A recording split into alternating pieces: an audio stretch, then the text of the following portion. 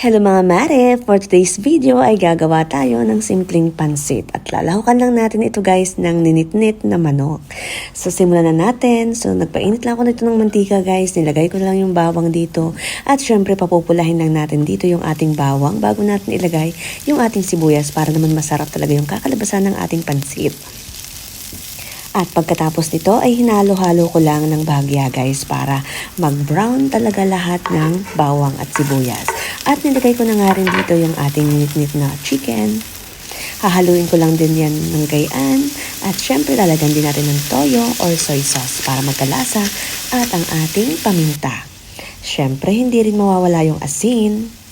So iba-iba na naman tayo ng estilo ng pagluluto. So this time ay pinagsama-sama ko lang lahat ng ingredients.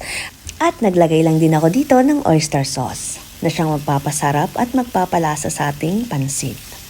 Dahil wala tayong nor cubes at bitsin at patis, so doon tayo kukuha ng pampalasa. At nilagay ko na nga rin dito yung ating carrots. So hahaluin lang natin yung ating gulay na yan hanggang lumambot bago natin ilalagay yung sunod na gulay. So kung sa palagay mo ay malambot na ang ating carrots at luto na, isunod na natin ang beans.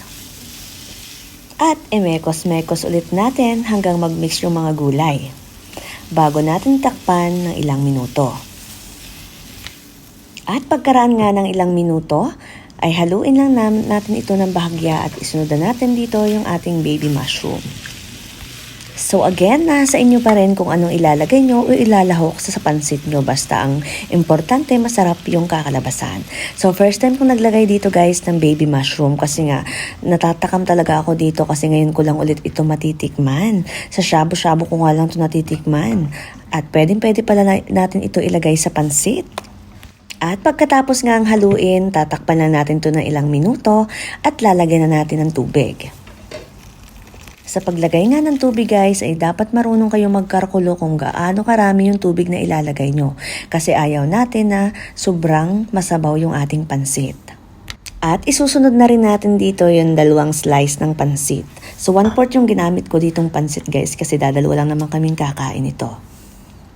So, imekos-mekos lang ulit natin to. And then, tatakpan lang natin to ng ilang minuto hanggang lumambot yung noodles bago natin ilagay yung susunod na ingredients. At naglagay na rin ako dito guys ng asin para may lasa na rin yung ating sabaw. Yung ibang nagluluto ng pansit guys ay binubukod pa yung mga gulay pag nagluluto at ginigisa.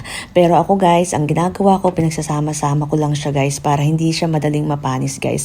Kasi na-proven ko na talaga guys yung